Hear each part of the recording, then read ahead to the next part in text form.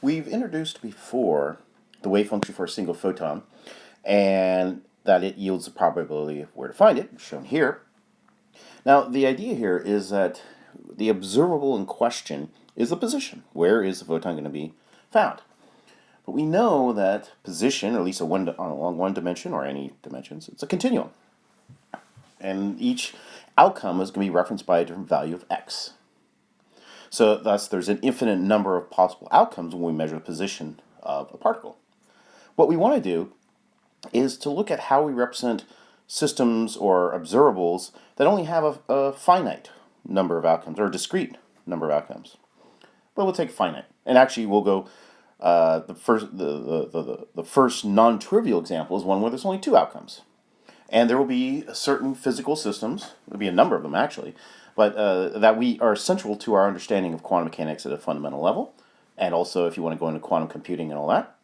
However, here we're going to talk about something maybe a little more familiar, and we'll talk about a coin.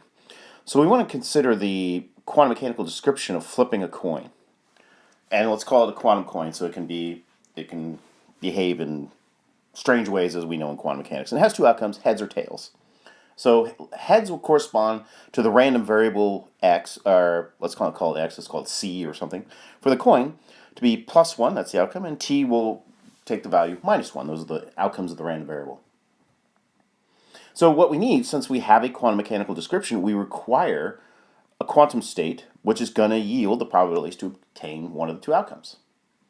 So what we want to do is see how we would describe this, and we're going to have to change things a little bit, the way we describe our wave function. So let's consider what we did before. We have a function of x and t. Let's see if does that work. Well, a problem right away is, like, first of all, how is h and t encoded in there? At least we don't see it obviously. And also, why is there x in it? Also, this as we said, this wave function corresponds to something with an infinite number of outcomes. And x, the position, is unrelated to measuring the coin. And just quickly, when we're talking about this coin, there will be other observables related to the coin, like its position, for example, or its momentum. We're not considering those at all in this description. We're only considering the outcome when we flip it, and that has two outcomes. There is a way to incorporate all of those other observables within here, but we'll save that for later. That requires a little bit more work. So if our wave function before was psi of x of t, let's consider a possibility of, say, just call it two contributions, a wave function for heads and plus the wave function for tails. It could be a function of time. We're going to suppress the time variable there. And again, each term corresponds to the label. And the question is, does this work? Well, let's talk about an example. Let's say we know the probabilities. It's not a fair coin. But let's say that the tails for heads is 1/4 and for tails is 3/4, so it adds up to 1, as we know. So the Born probability rules tells us that what we should get, or what we should have from this, is that the probability for the outcomes should be the square of the wave function. Modulo square, but let's not worry about that. Well, we will worry about that. And psi of the coin represents both outcomes. And we should have, as we said, as above, that the probabilities add up to 1. Well, let's do this explicitly and see what we get.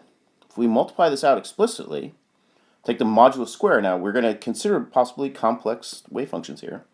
We're going to have this psi star h plus psi star t, parentheses, multiply the sum that's unconjugated.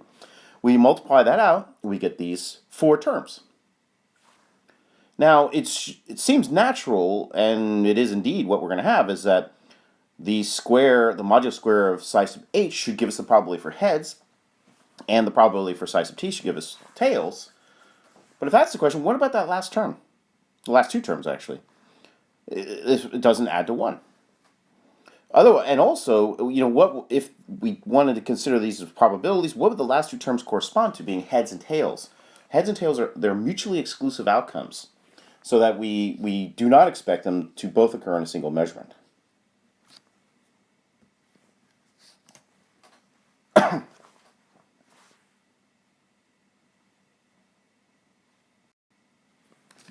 So this does not work, and we need a different way to represent the quantum state.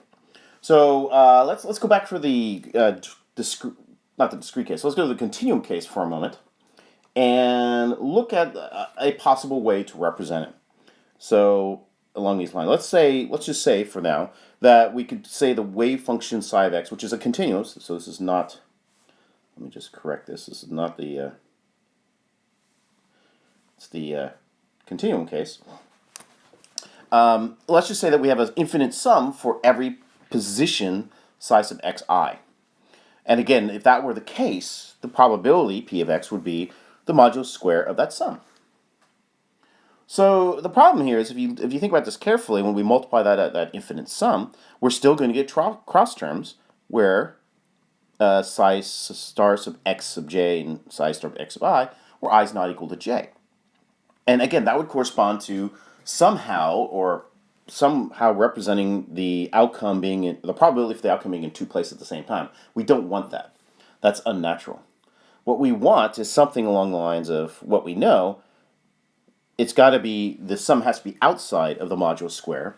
Then we can think of that as the sum of the probabilities at each position, where psi sub xi modulus square only has a value at xi and is zero everywhere else. That's what we desire. But again, just writing the wave function as sum is not going to work. So this is meant to say that what we did before with our coin is not the way to do it. We need to kind of come up with a different way. So our goal is to have the cross terms vanish.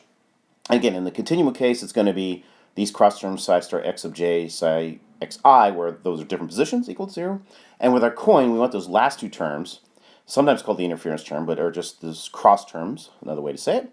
We want those to vanish. So how do we achieve that?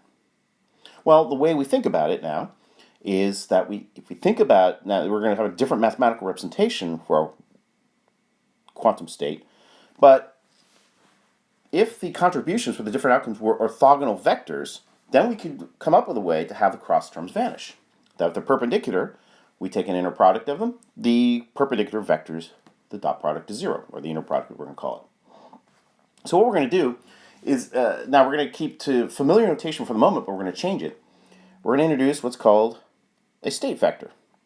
And again, right now we can just think of it as an ordinary vector. It's going to have some additional complexities, but just think of it as a vector in some abstract space. And here the space is pretty simple, but it's only got two possible outcomes. We'll get to that in a moment. And eventually we're going to change the notation because we're going to have a slightly slight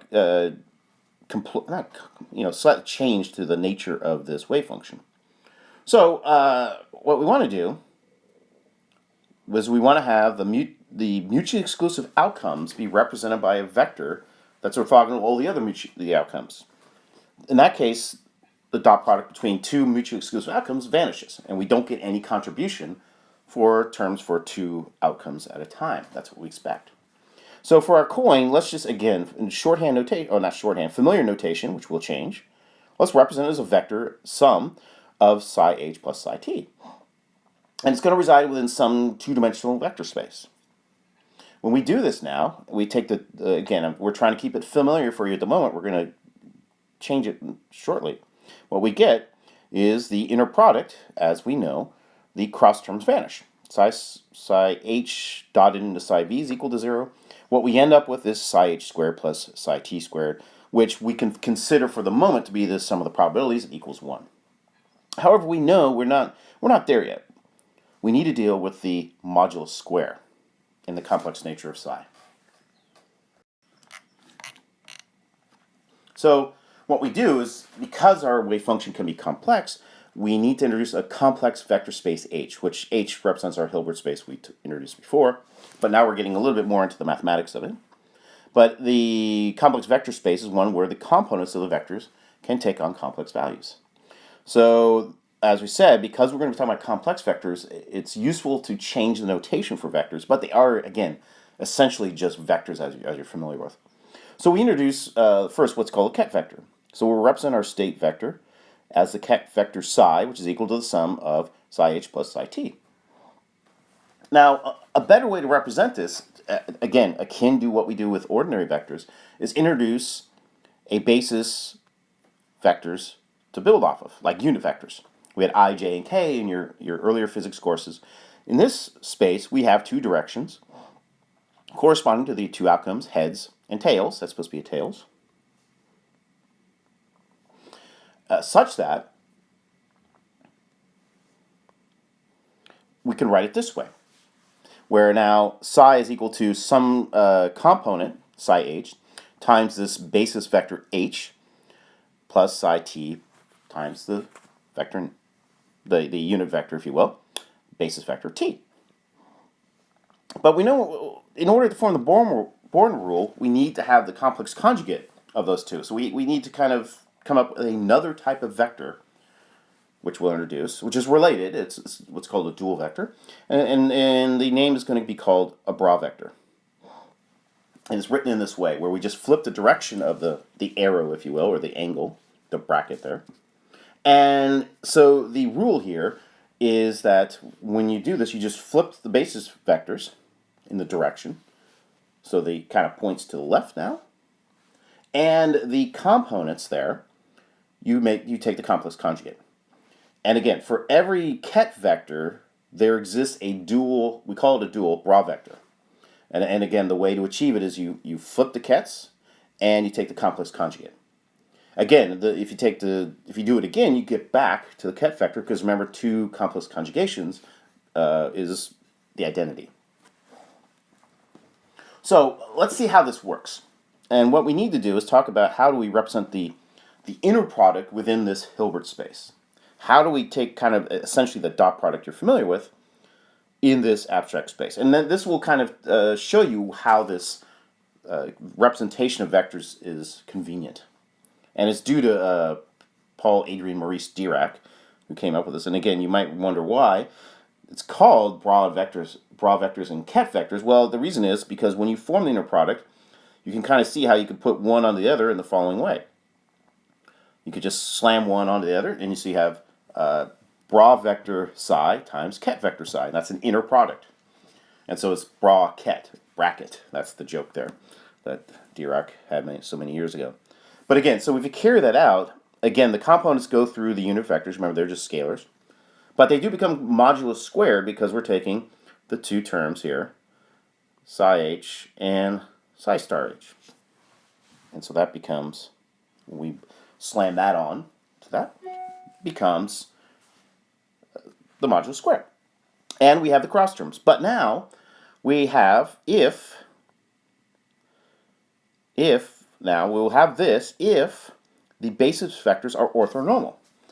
Orthonormal is a shorthand term that h and t, the basis vectors, are orthogonal, meaning they're perpendicular, and they're normalized, they're unit length.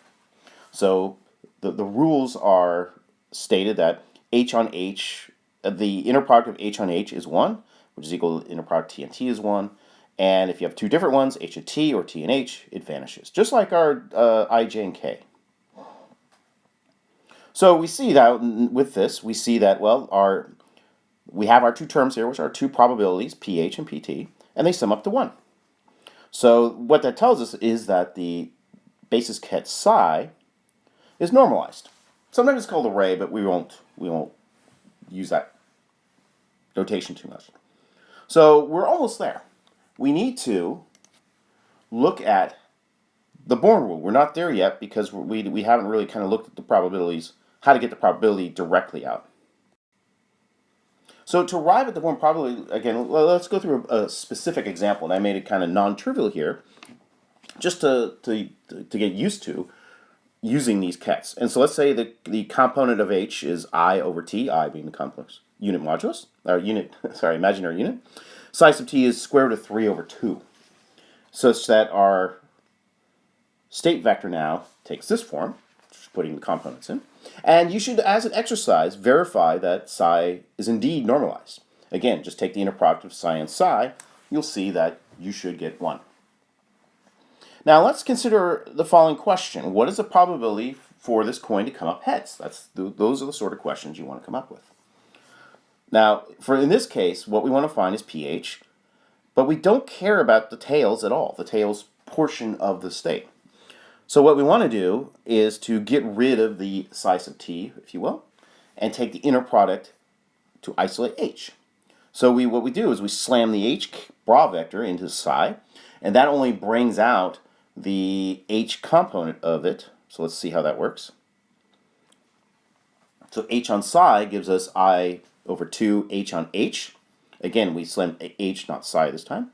And we slammed in square root of 3. This should be flipped. There's some slight mistake here. These are in opposite orders. Should be h on t. But again, h on t, they're orthogonal. Doesn't really matter. It vanishes. And h on h is 1, so we get I over 2. So again, we used here this relationship here that again, they're orthonormal. This is the orthonormal relationships.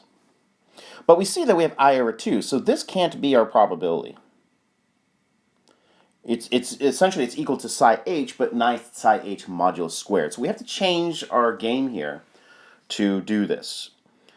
And again, so to find this, we want to take the modulus square because we have psi h. That's what we just did.